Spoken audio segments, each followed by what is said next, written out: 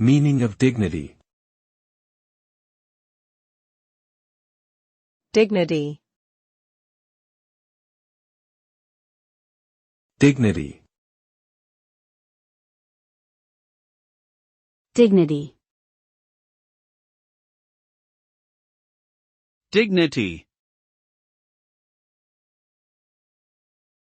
Dignity refers to the inherent value and worth of an individual, regardless of their social or economic status, race, gender, or any other characteristic.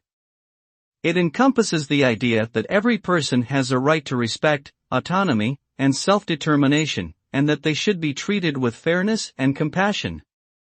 The concept of dignity is often debated in various fields, such as ethics, human rights, and healthcare.